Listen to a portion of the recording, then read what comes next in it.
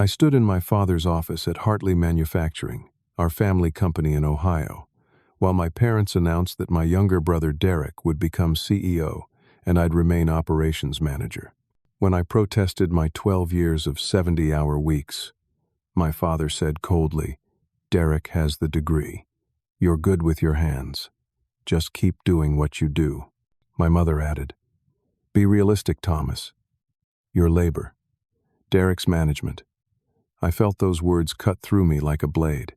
That night, I wrote my resignation letter, effective in 2 weeks. I was done being invisible. The next morning, I walked into that same office and placed my resignation letter on my father's desk. He glanced at it, chuckled, and tossed it aside like it was junk mail. "Come on, Thomas. Don't be dramatic," he said, leaning back in his leather chair. "This is just you throwing a fit." "I'm not throwing anything," I replied. "I'm giving you 2 weeks' notice, professional and clean." My mother walked in carrying her coffee. She saw the letter and laughed. "Oh, honey, you'll be back by Friday. Where else would you even go?" That stung more than I expected. 12 years. 12 years I'd given to this place. I started here right after high school when my father needed help on the floor. I learned every machine, every process, every shortcut and solution. While Derek was off getting his business degree and partying at Ohio State, I was here at 5 in the morning making sure production ran smoothly. I worked 70-hour weeks without complaint. I missed birthdays, anniversaries, my son's first steps, because I was fixing a problem at the plant.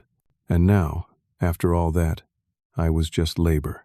Derek strutted in wearing a suit that probably cost more than I made in a month. He smirked when he saw me standing there. "What's this about, Tommy?" he asked, using the nickname I hated. "I'm leaving," I said flatly. His smirk widened. "Really? Dad, did you tell him he could leave?" My father waved his hand dismissively. "He's not serious. He's just upset about the CEO announcement. He'll get over it." I looked at my father, the man who taught me how to read blueprints, how to negotiate with suppliers, how to treat workers with respect. Or at least I thought he'd taught me that last part. Apparently, that respect didn't extend to me. "I'm dead serious," I said. "I've already started looking at other opportunities." Derek laughed outright. "Other opportunities? Tommy, you barely finished high school. What are you going to do, flip burgers?" I wanted to punch him. I really did. But instead, I just turned and walked out. Over the next 2 weeks, I started piecing together what had really happened. How did I go from being my father's right hand to being dismissed as just labor? I found my answer in a conversation with Linda, my father's assistant for 20 years. She pulled me aside one afternoon near the break room. "Thomas, I probably shouldn't tell you this, but Derek's been poisoning the well." "What do you mean?" "For the past 2 years, ever since he got back from business school, he's been showing your parents reports. Reports about how your methods are outdated, how you're resistant to change, how the company's stagnating because you won't innovate." "That's garbage," I said. "I've implemented 3 new efficiency systems in the last 2 years alone. We cut production time by 15%. "I know that," Linda said. "But Derek takes credit for those ideas in his reports. He makes it look like he's the one pushing progress, and you're the one dragging your feet." My blood went cold. My own brother had been sabotaging me for 2 years, and I'd had no idea. The company we'd built, or rather that my grandfather started and my father grew, manufactured precision parts for agricultural equipment. Gears, hydraulic components, custom fittings. It wasn't glamorous, but it was solid work. We supplied parts to some of the biggest names in farming equipment: John Deere affiliates, Case IH suppliers, independent agricultural manufacturers across the Midwest, and I'd built every single one of those relationships myself. I remembered the first time I met Jim Kowalski from Midwest Steel. I was 23 years old, nervous as hell, and my father sent me to negotiate a supply contract. Jim was this gruff guy in his 50s who didn't suffer fools. But I'd done my homework. I knew his prices, his competition, his delivery capabilities. We talked for 3 hours. By the end, we had a deal, and Jim shook my hand and said, "You're all right, kid. You've got integrity." That was 9 years ago. Since then, Jim and I had worked together on dozens of contracts. When his wife got sick, I sent flowers.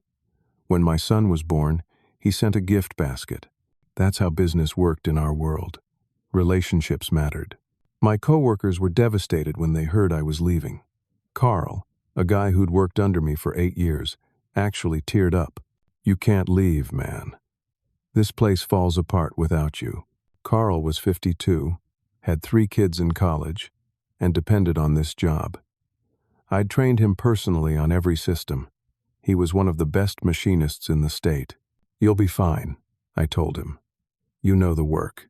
"But Derek doesn't know us," Carl said. "He doesn't care about us.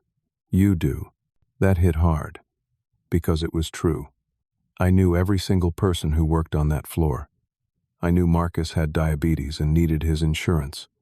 I knew that Beth was saving for her daughter's wedding. I knew that Ramon's son was in Iraq. These weren't just employees to me. They were people. But Derek saw them as line items on a spreadsheet. My wife Sarah was scared but supportive. We had 2 kids, a 7-year-old daughter named Emma and a 5-year-old son named Jake. Our mortgage was $1,800 a month. We had car payments, preschool costs, the normal middle-class American stress. "Are you sure about this?" she asked me one night after the kids were asleep. "I'm sure I can't stay there and be treated like I don't matter," I said. She hugged me. "Then we'll figure it out. We always do." On my last day, I packed up my office. It wasn't much. Some family photos, my certifications, a coffee mug Emma had made me in art class. I'd been in that office for 6 years, ever since my father promoted me to operations manager. Before that, I'd worked on the floor. I was carrying the last box to my truck when Jim Kowalski showed up. He wasn't supposed to be there. Midwest Steel was 2 hours away in Cleveland. But there he was, walking across the parking lot toward me. "Thomas," he called out. "Got a minute?" "Always, Jim. What brings you here?" He looked uncomfortable. "Your brother called me yesterday." I set the box down. "What did he want?" Jim sighed. "He tried to renegotiate our contract. Wanted to cut our rate by 30%. Said it was standard business practice now. Said his father had been too soft on suppliers." "What did you tell him?" Jim looked me straight in the eye. "I told him to take a hike.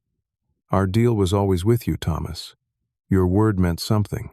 I don't know your brother from Adam, and from what I just saw in that 15-minute phone call, I don't want to know him." I felt something crack inside me. Not sadness. Relief. Someone saw me. Someone valued what I'd built. "Jim, I appreciate that more than you know." He clapped me on the shoulder. "When you land somewhere, you call me. I'd rather work with you than your family's company any day of the week." I drove home that day feeling like I'd stepped off a cliff. I had no job, no prospects, and no idea what came next. But I also felt lighter than I had in years. My parents didn't even say goodbye. Derek watched from the CEO office window, my father's old office, with this satisfied smile on his face. He thought he'd won. He had no idea the war was just beginning. 3 weeks after I left Hartley Manufacturing, I was sitting in interviews at other manufacturing firms across Ohio. My resume looked solid on paper. 12 years of operations management, efficiency improvements, cost reductions, safety record improvements, client relationship management. But every single interviewer asked the same question. "Why did you leave a family business?" I tried different answers. Looking for new challenges. Wanted to expand my experience. Time for a change. But I could see the doubt in their eyes. People don't just walk away from family companies, especially not in manufacturing. It's a tight community. Everyone knows everyone. My most promising lead was at Great Lakes Manufacturing in Toledo. They made industrial components for automotive suppliers. The hiring manager, a guy named Brad, seemed genuinely impressed during our conversation. "Thomas, your experience is exactly what we need. We've been struggling with supplier consistency and production efficiency. You've solved both those problems at Hartley. When can you start?" I felt this wave of relief wash over me. I'd been worried, despite what I'd told Sarah. The job market wasn't exactly booming in Ohio manufacturing, but here it was, a lifeline. "Let me talk to my wife, and I can give you a start date tomorrow," I said. "Perfect. I'll have HR draw up the offer letter. Expect it by email tonight." I drove home blasting the radio, singing along like an idiot.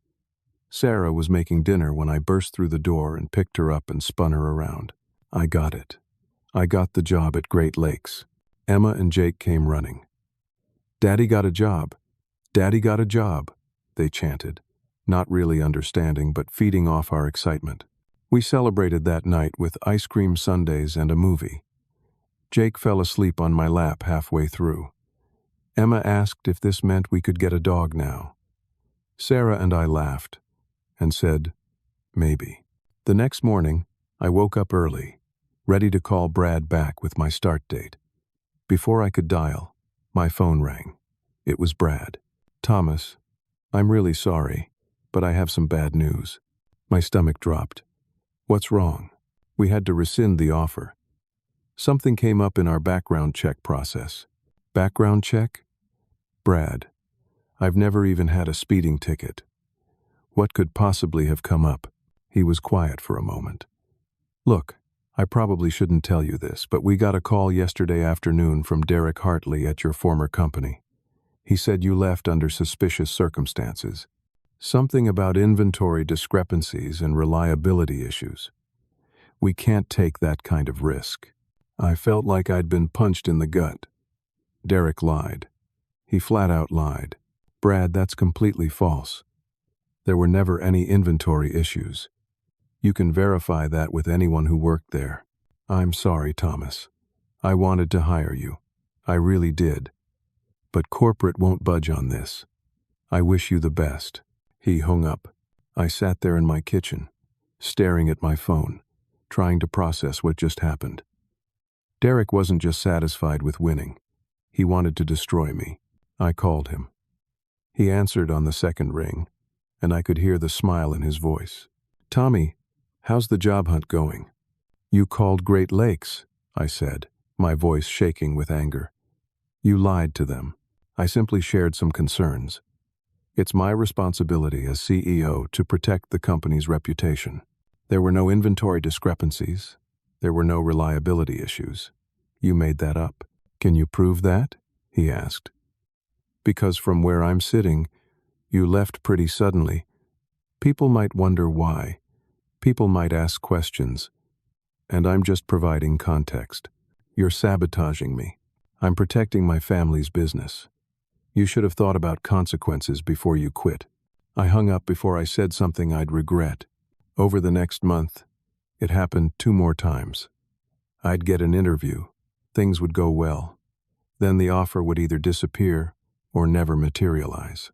Finally, a hiring manager at a place in Columbus was honest with me. "Look, Thomas, your brother is blackballing you. Every company in the Ohio manufacturing network has gotten word that you're unreliable. It's not true. I can tell by talking to you. But nobody wants the drama. I'm sorry." Meanwhile, life was getting harder at home. Sarah's car broke down. The transmission went out on her Honda. The mechanic said $1,500 to fix it. We barely had that in savings. "We can use my truck for now," I told Sarah. "I'll figure something out." But she was scared. I could see it in her eyes. We had exactly 2 months of mortgage payments left in our emergency fund. After that, we were in serious trouble. I started applying to jobs outside manufacturing, warehouse management, logistics coordination, anything that paid decent money. But I was overqualified for some positions and underqualified for others. The responses were always the same. Thank you for your interest, but we've decided to move forward with other candidates. One night, I broke down. Sarah found me in the garage, sitting on the concrete floor with my head in my hands. She sat down next to me and didn't say anything for a long time. Then she put her hand on my knee. "We're going to be okay," she said. "How?" I asked. "How are we going to be okay?" "I can't get a job. Derek's made sure of that. We're burning through our savings. I can't even provide for my own family." "You are providing," she said firmly. "You're trying. You're fighting. That matters. It doesn't pay the mortgage." She pulled my face toward hers. "Thomas Hartley, you listen to me. You are not defeated. You are not done. This is just a rough patch. We've been through worse." "We haven't been through worse," I said. "This is the worst it's ever been." "Then that means it can only get better from here." I wanted to believe her. I really did. 2 days later, my phone rang. It was Jim Kowalski from Midwest Steel. "Thomas, where have you been? I've been trying to reach you." "Sorry, Jim. Things have been rough. Job hunting isn't going well." "That's what I heard. I've been asking around about you. Seems like someone's been spreading poison in the well." "That would be my brother." "Figures." Jim paused. "Look, I didn't want to call until I had all my ducks in a row, but I've got a proposition for you. Midwest Steel is expanding. We're moving beyond just being a supplier. We want to offer consulting services to our clients, help them optimize their supply chains, their production processes, all of it. I need someone who understands both sides. Someone I can trust." "You interested?" "Jim, are you offering me a job?" "I'm offering you a career. It pays $75,000 a year to start, full benefits, and if you bring in new clients, there's commission on top. What do you say?" I had been making $62,000 at Hartley Manufacturing. This was more money than I'd ever made in my life. "When do I start?" "How about Monday?" I felt tears in my eyes. "Jim, you have no idea what this means. I've got a pretty good idea. See you Monday, Thomas." "And Thomas, welcome to Midwest Steel." I hung up and immediately called Sarah. She screamed so loud I had to pull the phone away from my ear. That night, we had another celebration. This time, it felt real. This time it felt like maybe, just maybe, we'd turned a corner. But in the back of my mind, I wondered what Derek would do when he found out. Because men like Derek don't just let you walk away. They can't stand the idea that you might actually succeed without them. I had no idea how right I was. Jim Kowalski also told me something else on that call. Something that made me realize Derek's problems were just beginning. "Thomas, I should mention something. Midwest Steel dropped Hartley Manufacturing as a client last week." "What happened?" "Your brother tried to strong-arm me again. Sent me an email saying he'd found cheaper suppliers, and I needed to match their prices or he'd walk. So I told him to walk. I've got plenty of other clients who treat me with respect. How many other suppliers has he lost?" "From what I hear through the grapevine, 3 major ones. He's hemorrhaging relationships you spent years building. And the new suppliers he's brought in? Word is the quality's not great." I should have felt satisfaction, but instead, I felt sad. Not for Derek, for the workers. For Carl and Beth and Marcus and all the people who depended on that company for their livelihoods. Derek was going to destroy everything my grandfather built, everything my father grew, and everything I'd worked to maintain. And there wasn't a thing I could do to stop him. Or so I thought. 6 months into my job at Midwest Steel, I was thriving in ways I'd never experienced at Hartley Manufacturing. Jim gave me autonomy I'd never had before. He trusted my judgment. When I suggested we expand our client base into Indiana and Michigan, he just said, "Make it happen." So I did. I reached out to every contact I'd made over 12 years in the industry. These were relationships I'd built personally, not through Hartley Manufacturing.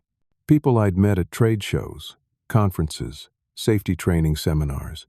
Guys I'd help troubleshoot problems even when there was nothing in it for me. Turns out, relationships matter. Who knew? Within 3 months, I brought Midwest Steel 5 new major clients. Our revenue jumped 20%. Jim was ecstatic. Thomas, I'm promoting you to Director of Client Relations. $20,000 raise. You've earned it. I was making $95,000 a year. Sarah cried when I told her. We'd gone from nearly losing our house to being more financially secure than we'd ever been. We paid off her car. We built up our emergency fund. We took the kids to Cedar Point for a weekend. Life was good. But I kept hearing things through the industry grapevine. Nothing travels faster than gossip in manufacturing. And the gossip about Hartley Manufacturing was brutal. Derek had replaced 3 of our key suppliers with cheaper alternatives. The quality dropped immediately. Parts that used to meet strict tolerances were now coming in with defects. A major client, a company called Agritech Solutions that made components for John Deere suppliers, rejected an entire shipment. $200,000 worth of parts. Just rejected. Sent back. That never happened when I was there. Not once in 12 years. I heard through Marcus, who still worked at Hartley Manufacturing and texted me occasionally, that morale was in the toilet. Derek had cut benefits to save money. He eliminated the Christmas bonus. He'd installed cameras everywhere and started tracking bathroom breaks. The place sounds like a prison, Marcus texted me. People are quitting left and right. Derek doesn't care, just hires cheaper workers who don't know what they're doing. How's production? Down 30% from when you left. But Derek keeps telling your parents everything's fine. That was the thing about Derek. He was great at managing up. Our parents saw spreadsheets and presentations. They didn't see the factory floor. They didn't talk to the workers. They had no idea what was really happening. One evening, my mother called me. It was the first time I'd heard from either parent since I left. Thomas, I think we need to talk. About what? Your father and I would like you to come back and help Derek sort out some issues at the company. I laughed. Actually laughed. Help Derek? Mom, I'm doing great where I am. Better than I ever did at Hartley Manufacturing. I know you're upset about how things ended, but family is family. We need you. You needed me 6 months ago. You told me I was just labor. Remember that? Derek's management. So let Derek manage. Thomas, don't be childish. I'm not being childish. I'm being realistic. The same word you used when you told me I wasn't good enough to run the company I helped build. She was quiet for a moment. Your father wants to talk to you. I don't have anything to say to him. Thomas, please. I hung up. Sarah looked at me from across the living room. You okay? I will be. But the call bothered me more than I wanted to admit. Part of me, some stupid, sentimental part, wanted to help, wanted to fix things. But I knew if I went back, nothing would change. I'd still be seen as second best, still be the one doing the work while Derek took the credit. 2 weeks later, I got a call that changed everything. The woman on the phone introduced herself as Janet Reynolds, Procurement Director for Agritech Solutions. I knew Agritech. They'd been a Hartley Manufacturing client for 8 years. One of our biggest accounts. Thomas, I'm calling because we've decided to sever our relationship with Hartley Manufacturing. The quality issues have become untenable. But I've been asking around about you. People speak very highly of your work. I understand you're at Midwest Steel now? That's right. We'd like to meet with you. We're looking for someone who can handle both supply and manufacturing oversight for our contracts. Can Midwest Steel do that? I thought about it. Midwest Steel supplied raw materials and components. We didn't do manufacturing. But I knew enough about the industry to see the opportunity.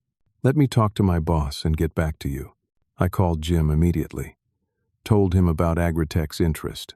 Thomas, that's a huge opportunity. But we're not set up for manufacturing oversight. We're suppliers. What if we partnered with other manufacturers? I could manage the entire supply chain. Quality control, logistics, production oversight. We'd be the general contractor, basically.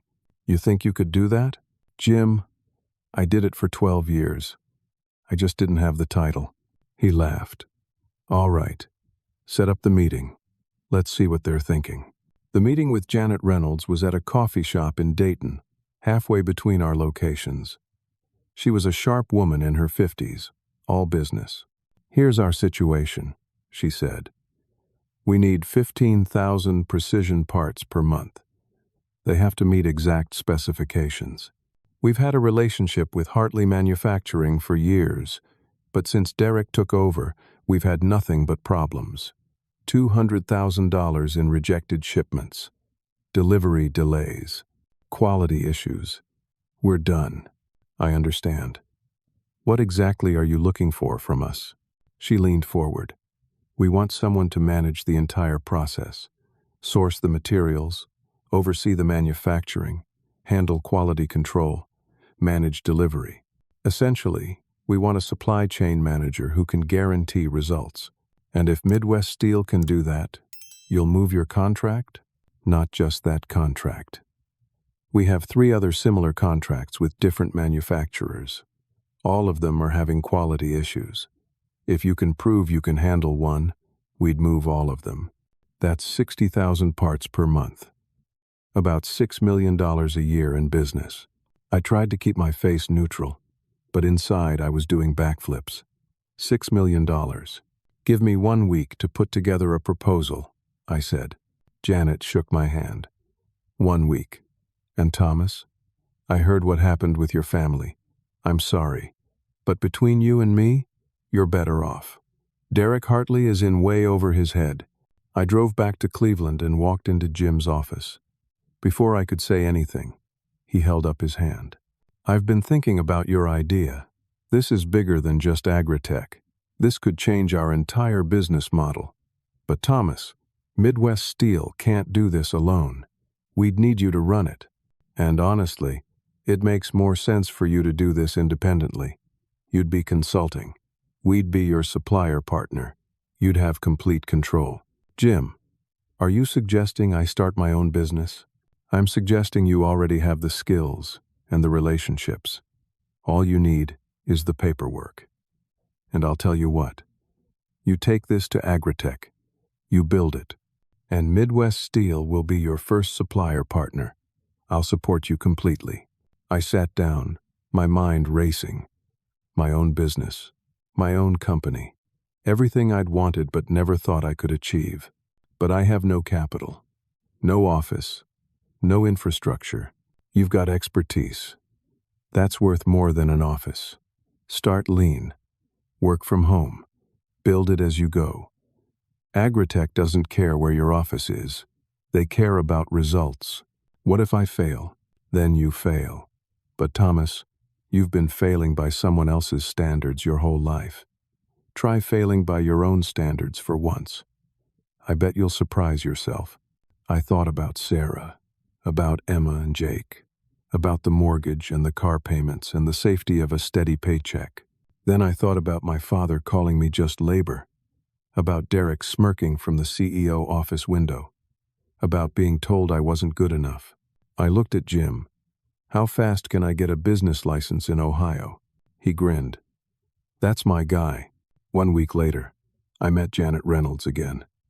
This time I had a proposal, a detailed plan for managing her supply chain, quality guarantees, delivery schedules, pricing that was 15% cheaper than what she was paying Hartley Manufacturing while still giving me a healthy margin.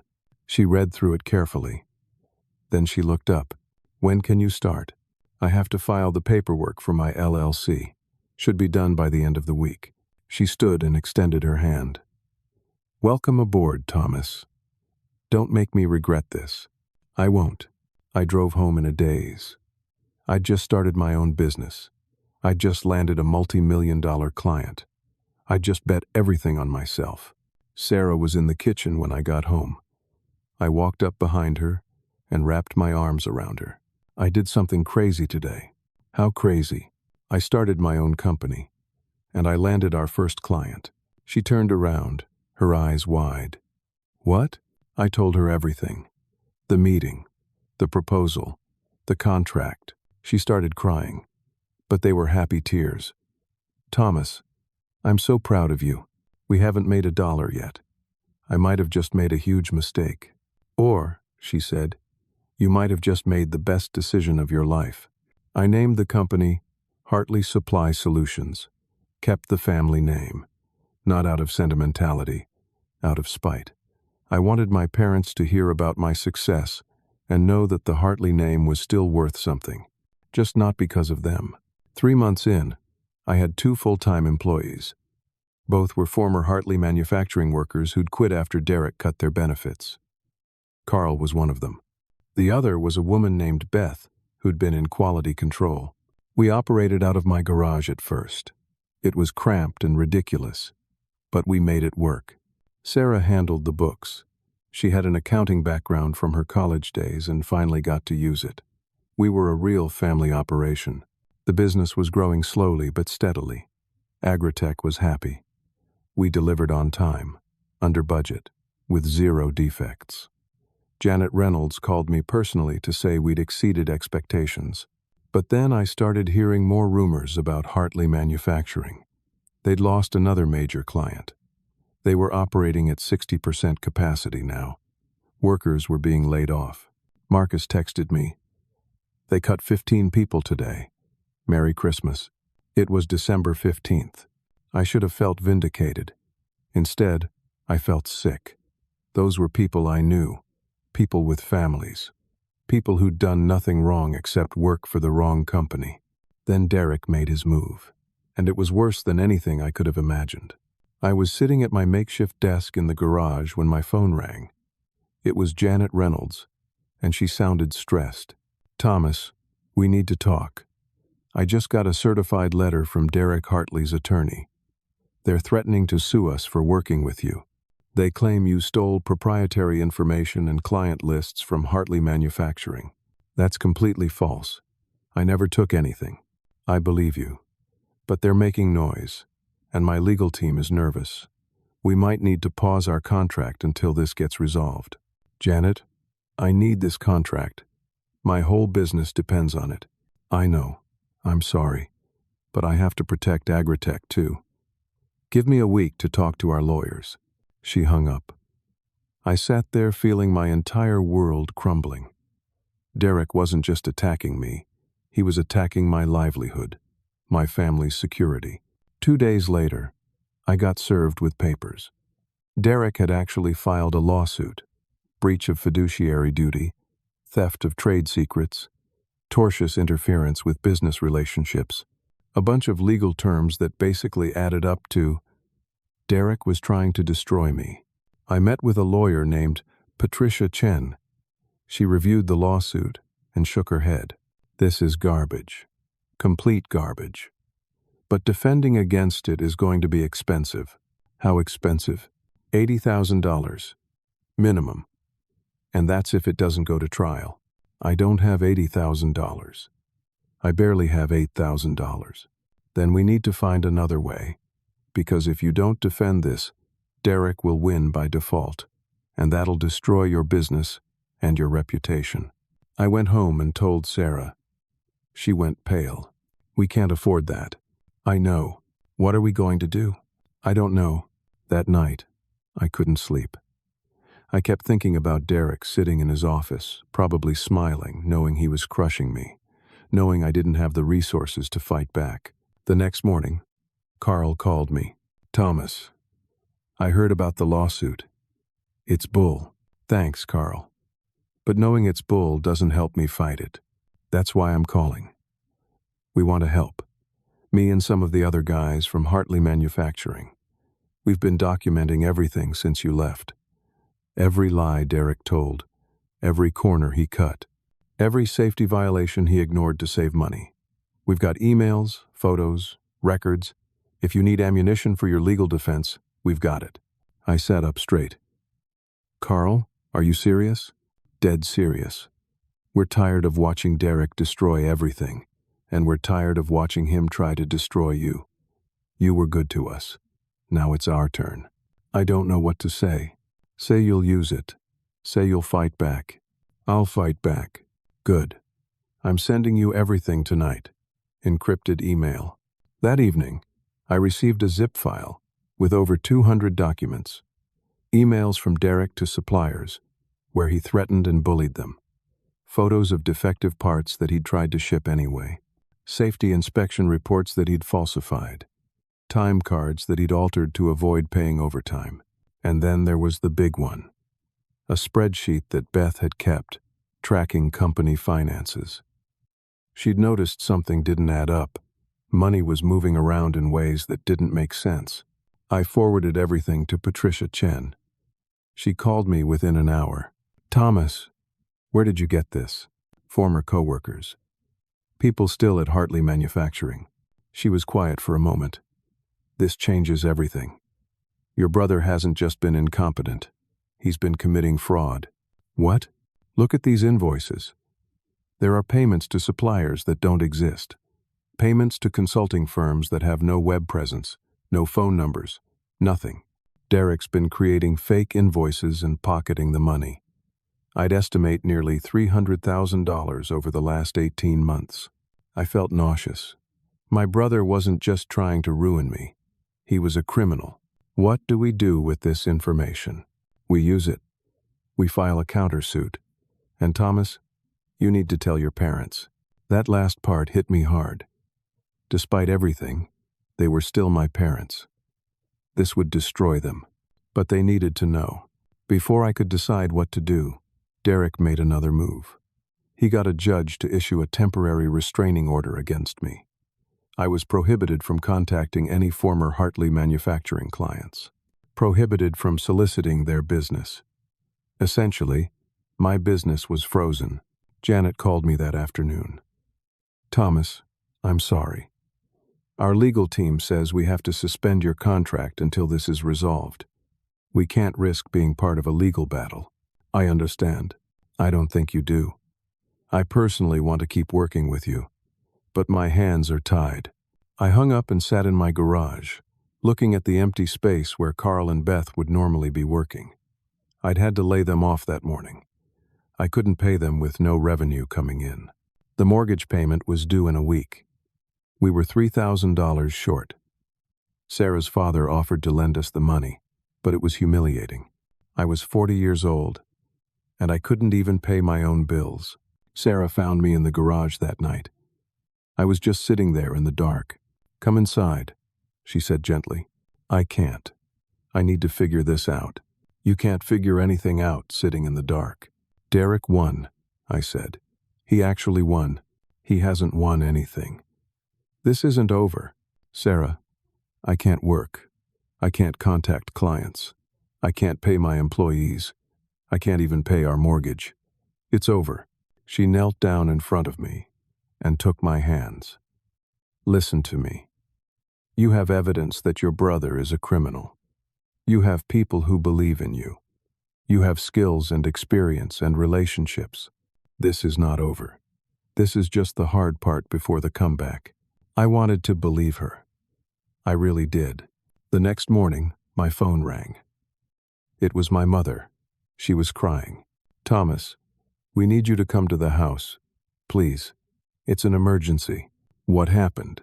Just come. Please. I drove to my parents' house, the house I grew up in. My father was sitting at the kitchen table, looking 20 years older than the last time I'd seen him. My mother was pacing, wringing her hands. What's going on? My father looked up at me with hollow eyes. Derek's gone. What do you mean gone? He emptied the business accounts, the personal accounts, everything. He's disappeared.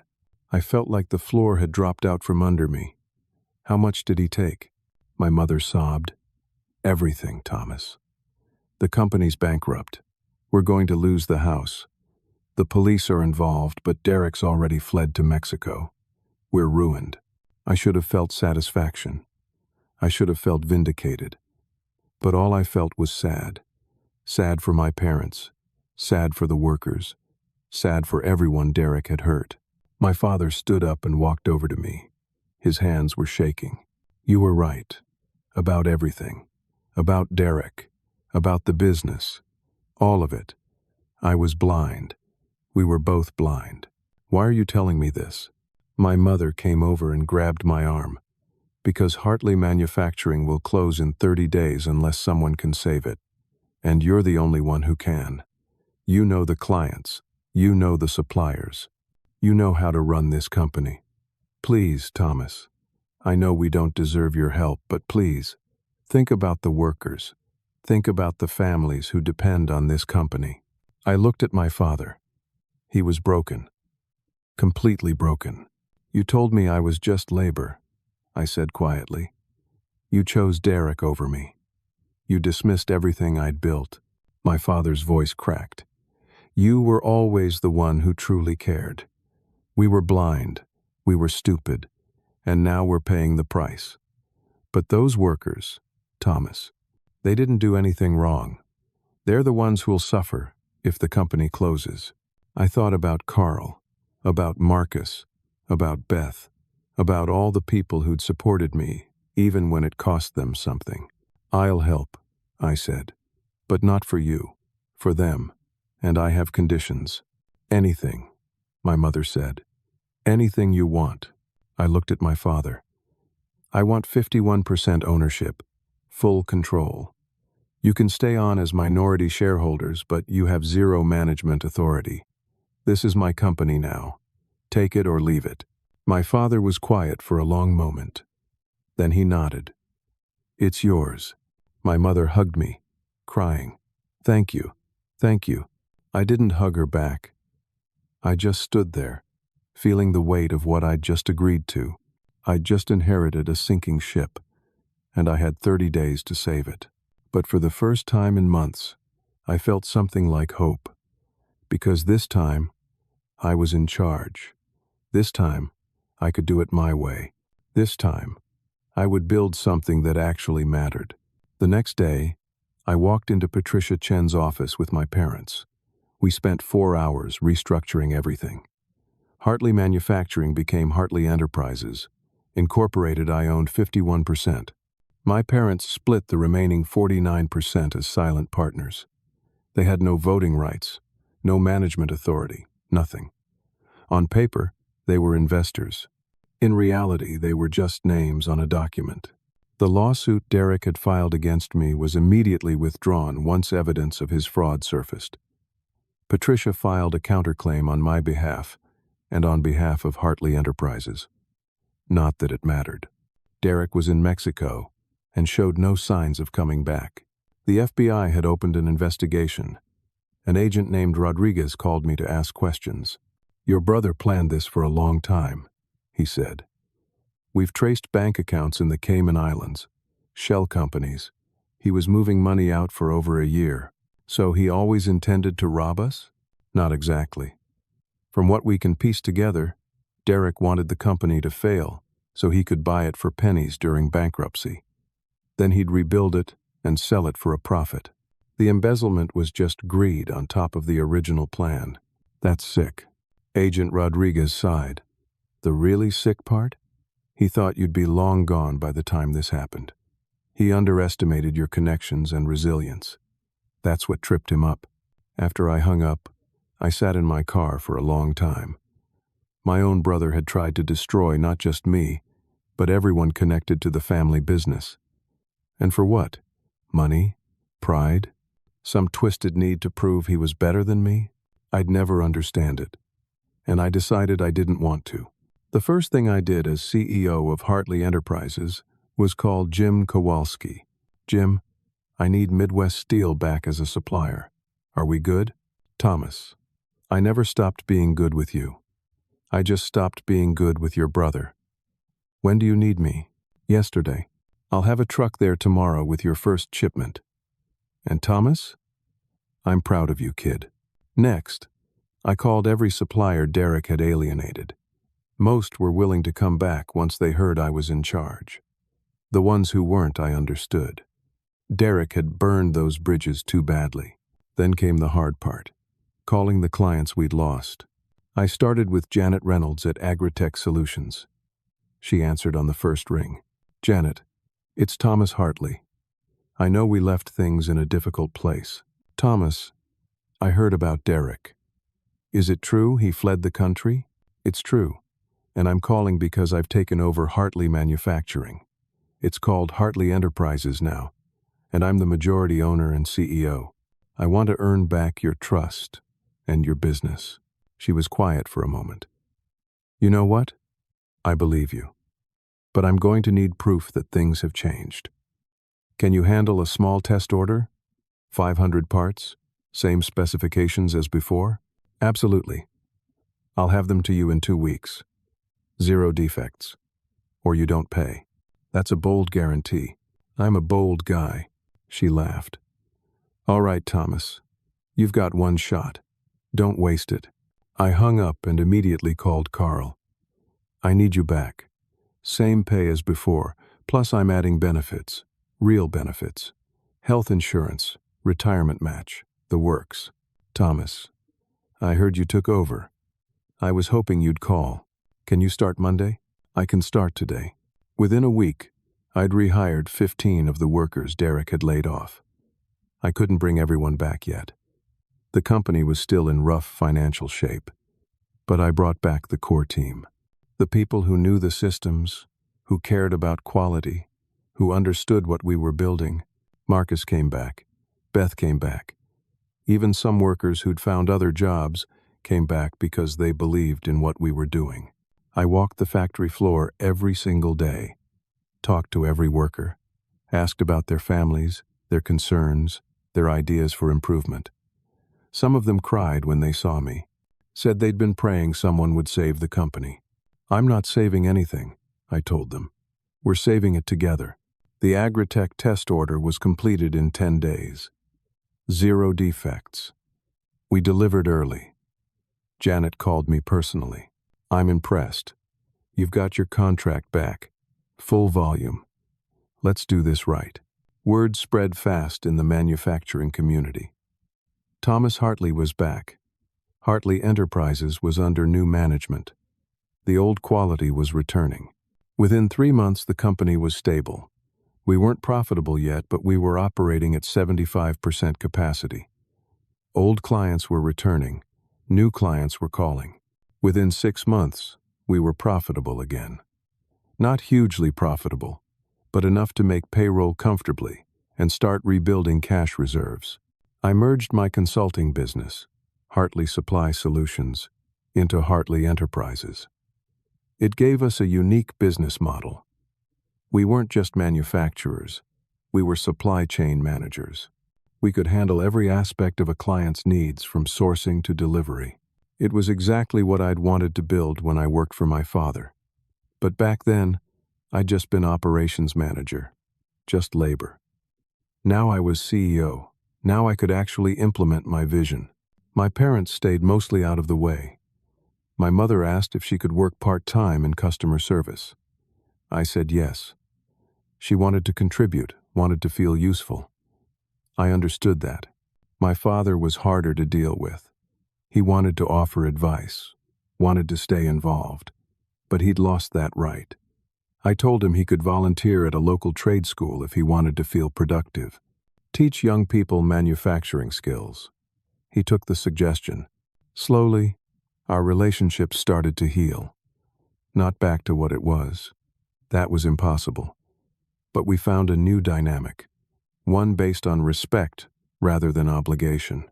One evening, about 8 months after I took over, my father came to the factory. He stood in the doorway of my office, looking uncertain. "Can I come in? It's your company too. Minority stake, but still." He sat down. "I've been wanting to say something for a while now. I kept working on my computer. Okay, I spent 40 years building this company, but I failed at being a father. You succeeded at both." I looked up at him. "I haven't succeeded at anything yet. We're still rebuilding. Thomas, this company was dying. Now it's thriving. You did that. And you did it while being a good husband and father. I never managed that balance. I chose the company over you and your brother. And look what it cost me." I didn't know what to say to that. He stood up to leave. Then he turned back. "I know I can't make up for the past, But I want you to know I'm proud of you. I should have said that years ago." After he left, I sat there for a long time. Part of me wanted to stay angry, wanted to hold on to the hurt, but anger is exhausting, and I was tired of carrying it. Things were looking up. The company was growing. My family was happy. I was making more money than I ever thought possible. Sarah had quit her job to work full-time as CFO of Hartley Enterprises. We were true partners in every sense. Then Agent Rodriguez called. "Thomas, I wanted to give you a heads up. We arrested Derek this morning. He tried to cross back into the United States at a border checkpoint in Texas. Thought enough time had passed that we'd stopped looking for him. He was wrong. Is he in custody? He's being held without bail. Trial's set for 6 months from now. He's facing federal fraud charges, embezzlement, wire fraud, the works. He's looking at 8 to 10 years minimum. I should have felt satisfaction. Instead, I just felt empty." "There's something else," Rodriguez said. "When we searched his apartment in Mexico, we found documents, plans. Derek had been planning to destroy the company for over 3 years. Since before he even got his business degree, he wanted to prove he was smarter than everyone. Smarter than you, smarter than your father. This was never about the business. It was about his ego. That made a sick kind of sense. "I thought you should know," Rodriguez said. "Sometimes understanding the why helps with the healing." "Does it? I don't know. But it's better than not knowing." After I hung up, I told Sarah everything. "Are you going to his trial?" she asked. "I don't know. Part of me wants to. Part of me never wants to see him again. You don't have to decide now." But when the trial date came, I went. I sat in the courtroom and watched my brother in an orange jumpsuit, looking smaller and more pathetic than I'd ever seen him. He glanced at me once. I didn't look away. But I didn't glare either. I just looked at him with something like pity. The judge sentenced him to 8 years in federal prison. My parents weren't there. They couldn't bear to watch. As the marshals led Derek away, he looked at me one more time. His lips moved. I think he said, "I'm sorry," but I couldn't hear him. I left the courtroom and drove back to the factory. There was work to do. Orders to fill, clients to serve, a company to run. Derek was someone else's problem now. 2 years after I took over Hartley Enterprises, the company was unrecognizable from what it had been under Derek's management. We'd grown from 15 employees back to 40. Revenue was up 300% from the dark days of Derek's tenure. We'd expanded operations into 3 new states, Indiana, Michigan, and Pennsylvania. The consulting model I developed, combining supply chain management with precision manufacturing, had become our signature service. Clients loved it because they had one point of contact for everything. I loved it because it gave us control over quality from start to finish. Industry publications started featuring us. Manufacturing Today did a profile on Hartley Enterprises titled "From Family Failure to Industry Innovation." I hated the headline, but the article was fair. It told the story honestly. The family dysfunction, Derek's fraud, my comeback. After it published, I got calls from 3 universities asking me to speak to their business students. I said yes to one, stood in front of 200 kids and told them the truth. Success isn't about having the right degree or the right connections. It's about showing up, doing the work, and treating people with respect. A kid in the back raised his hand. "What do you do when your family doesn't believe in you?" "You believe in yourself," I said. "And you find people who do believe in you. Family's important, but it's not everything." Jim Kowalski was now semi-retired, but still served as a senior advisor. He came to the factory once a month, walked the floor, talked to workers, offered suggestions. The employees loved him. He had this way of making everyone feel valued. One afternoon he pulled me aside. "Thomas, I've been in this business for 40 years. I've seen a lot of companies come and go. But what you've built here, it's special. You didn't just save a business. You created a culture. I learned from the best, I said, nodding at him. He laughed. Stop. You're going to make an old man cry. Sarah was thriving as CFO. Turned out she had a real talent for financial strategy. She'd negotiated 3 major contracts in the past year, bringing in over $2 million in new business. The woman who'd been scared we'd lose our house was now one of the sharpest business minds I knew. Our kids were proud of what we'd built. Emma, now 9, told her class that her parents ran a factory. Jake, now 7, announced he wanted to be an engineer when he grew up so he could work with precision parts like Daddy. My parents had found their own peace. My mother worked 20 hours a week in customer service. She was good at it. Empathetic, patient, good at solving problems. Customers specifically asked for her. My father volunteered at Warren County Technical School 3 days a week. He taught machining and welding to high school students. He told me once that it was the most meaningful work he'd done in years. We had dinner together once a month now, not at their house or mine, but at a restaurant, neutral territory. The conversations were still sometimes awkward, but they were real. We talked about the company, the grandkids, life. We didn't talk about Derek. That was the unspoken rule. Derek's name never came up, until one Sunday dinner when my mother broke the silence. Derek called me from prison, she said quietly. My father set down his fork. What did he want? He asked if we'd visit him. Are you going to?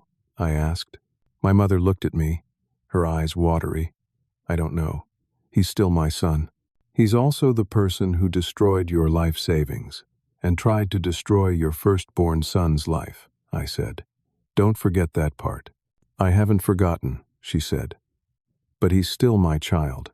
I understood that. I didn't like it, but I understood it. If you want to visit him, that's your choice. But don't expect me to forgive him. I don't hate him anymore, but I don't forgive him either. My father spoke up. I'm not ready to see him. Maybe I never will be. But your mother needs to do what she needs to do. She reached across the table and squeezed my hand. Thank you for understanding. A week later, I got a letter at the factory. Prison mail. From Derek. I stared at it for a long time before opening it. Part of me wanted to throw it away, but curiosity won. The letter was short. Thomas, I know you probably don't want to hear from me. I don't blame you. I've had a lot of time to think about what I did, about why I did it. The truth is I was jealous of you. You had Dad's respect. The workers loved you. Everyone saw how talented you were, and I couldn't stand it. I had the degree, the education, all the things that were supposed to make me successful. But you had something I never could earn, genuine respect. So I tried to tear you down. I tried to prove I was better. I destroyed everything instead. I'm not asking for forgiveness. I don't deserve it. But I wanted you to know.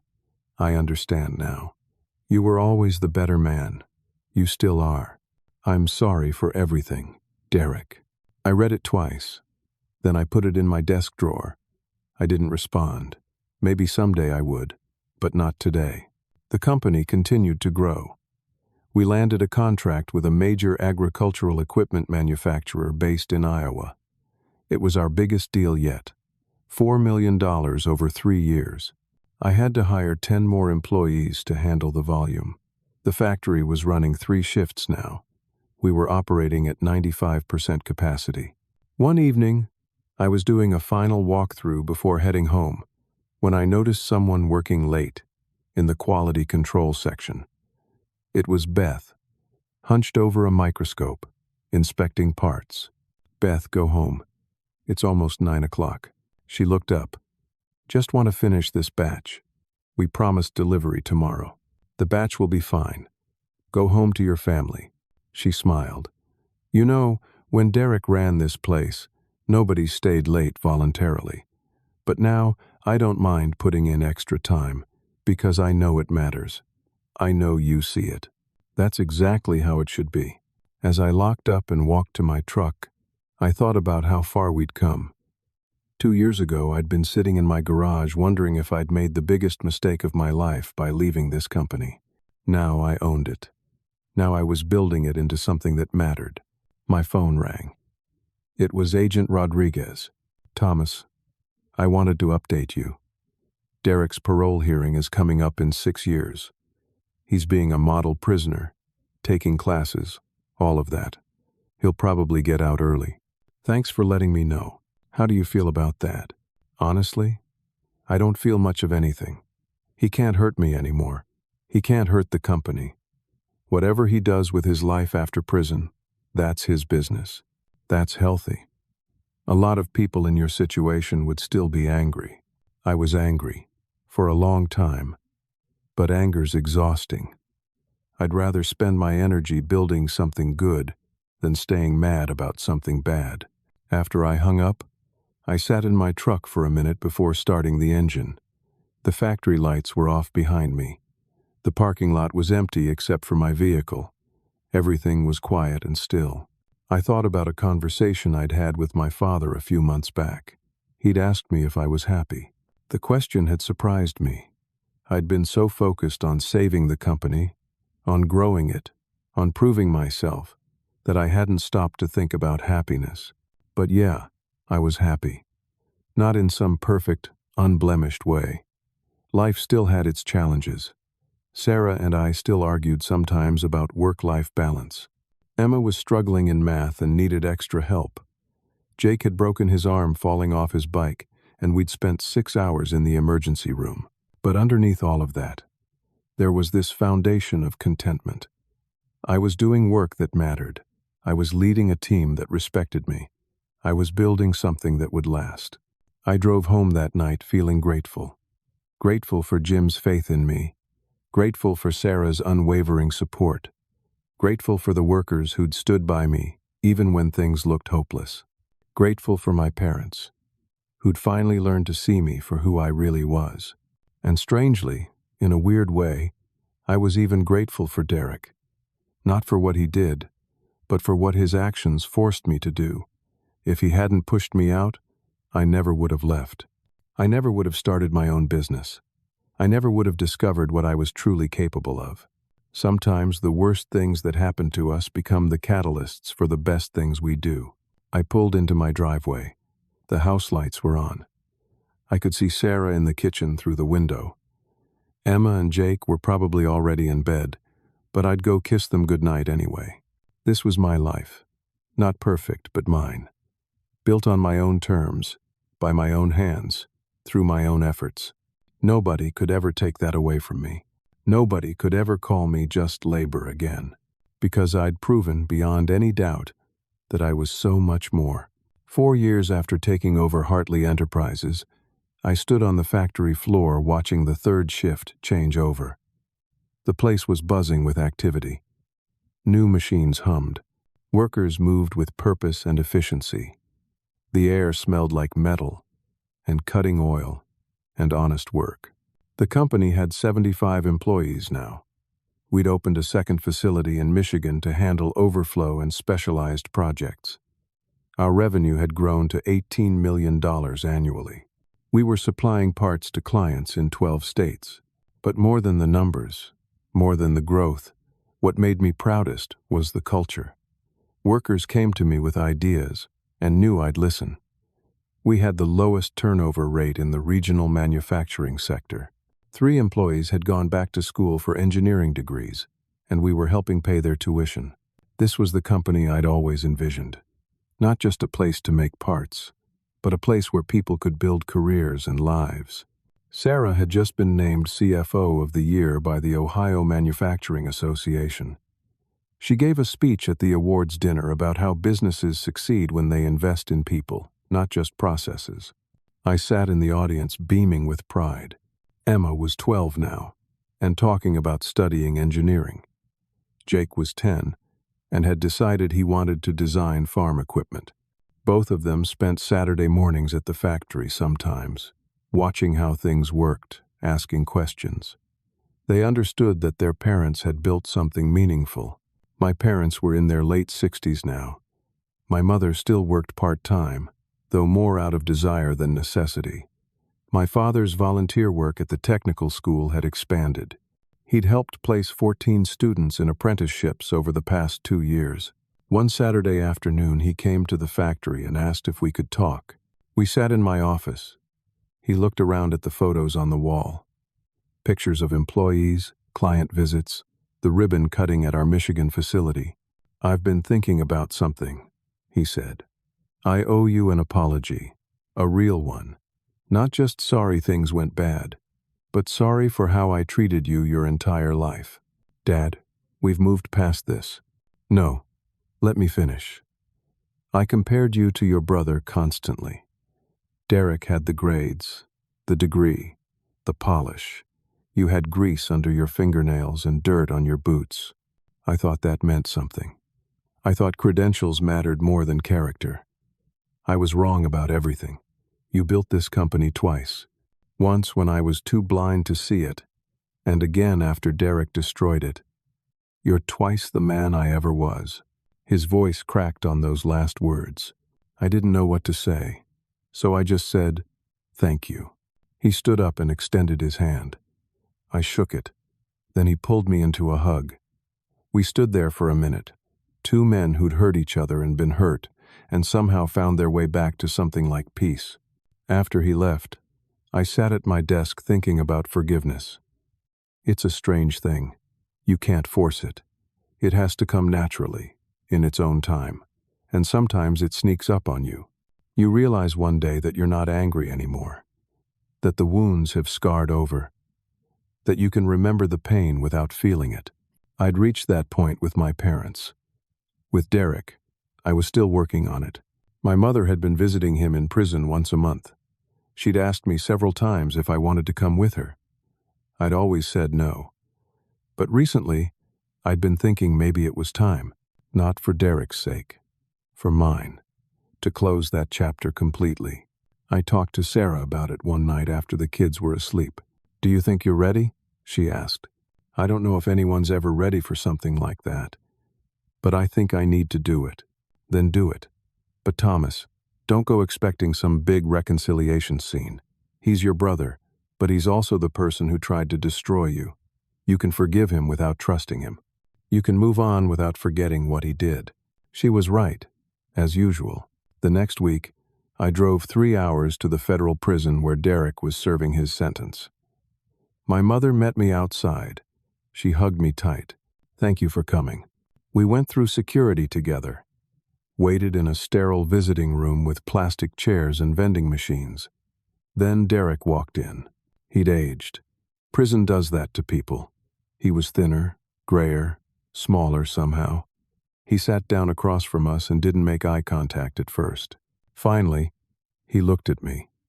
"I wasn't sure you'd come. I wasn't sure I would either." We sat in awkward silence for a moment.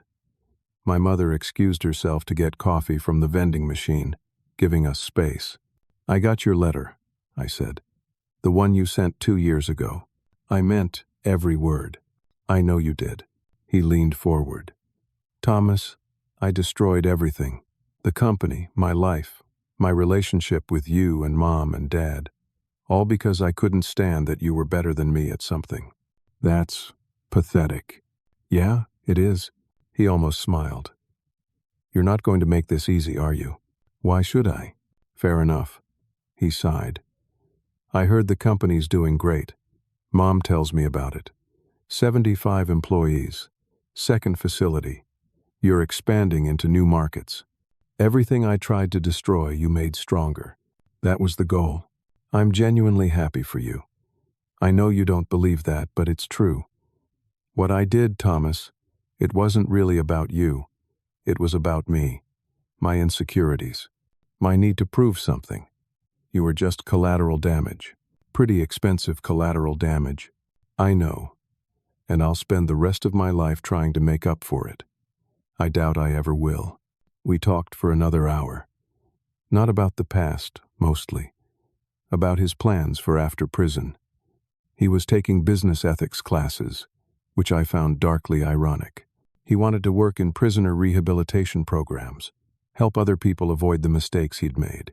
"I don't expect you to forgive me," he said, as the guard signaled visiting hours were ending.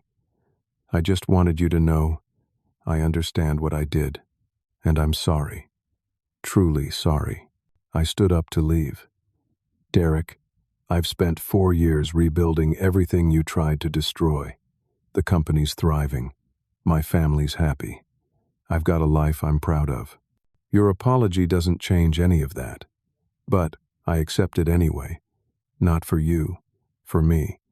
Because holding on to anger was poisoning me, and I'm done with that." He nodded. "That's more than I deserve."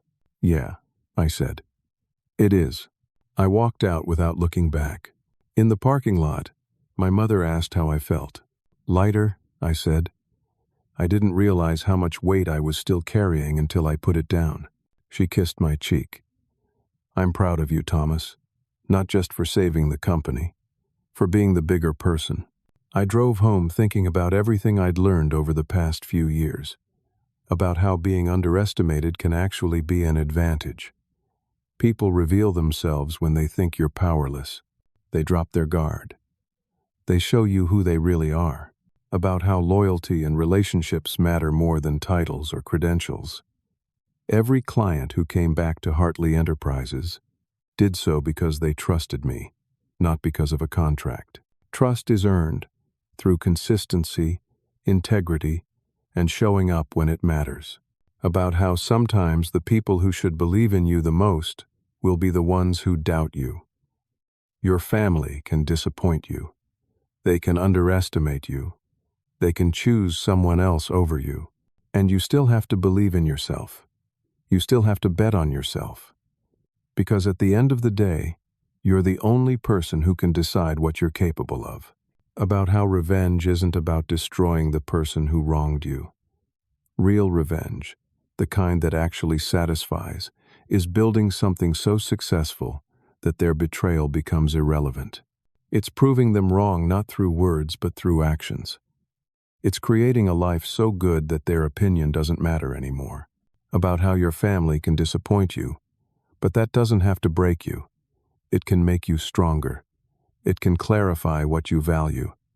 It can push you toward people who actually see you for who you are. About how real leadership isn't about having authority or a fancy title.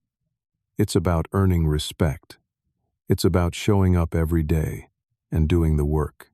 It's about treating people with dignity, even when nobody's watching. It's about building something that lasts, because it's built on a foundation of trust and mutual respect. I thought about that conversation in my father's office years ago, when he told me Derek had the degree, and I was good with my hands.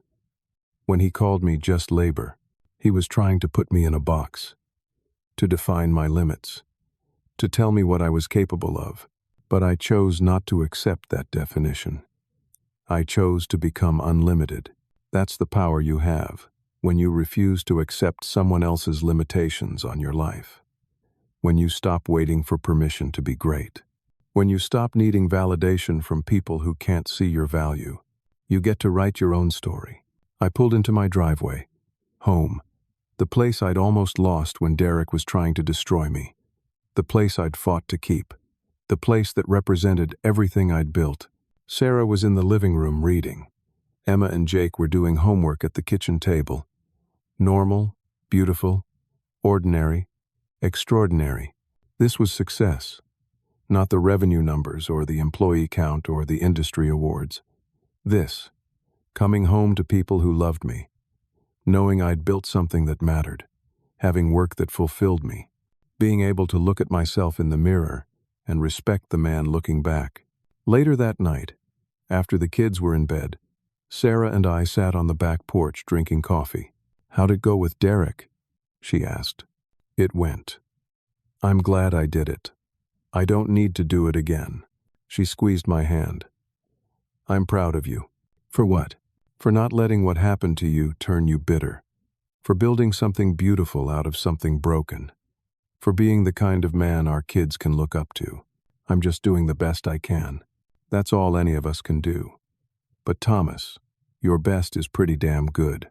We sat there in comfortable silence, listening to crickets and watching fireflies. Somewhere in the distance, a dog barked. A car drove past. Normal suburban sounds on a normal Tuesday night. But I didn't feel normal. I felt grateful. Grateful for the struggle, even, because the struggle had revealed who I really was. It had forced me to dig deeper, work harder, believe stronger than I ever had before. They tried to make me small. My father, my brother, everyone who dismissed me as just labor. They tried to put me in a box and keep me there. I chose to become unlimited instead, and that made all the difference. So let me ask you something. Have you ever been underestimated by the people who were supposed to believe in you most? Have you ever been told you weren't good enough, smart enough, qualified enough? Have you ever had to prove yourself to people who should have already known your worth? What did you do? Did you accept their limitations? Or did you fight to become something more? I'd love to hear your story. Drop a comment below and let me know. And if this story resonated with you, if it made you feel something or think about your own journey, do me a favor. Hit that like button, subscribe to the channel so you don't miss future stories, and share this with someone who needs to hear it, someone who's being underestimated right now, someone who needs to know that other people's opinions don't define their limits. Thank you for listening to my story. Thank you for being here. I hope it reminded you that you're capable of more than anyone else believes, including yourself sometimes. Now go out there and prove them wrong. Not for them, for you. Take care of yourselves. And remember, you're not just labor. You're not just anything. You're unlimited. Until next time.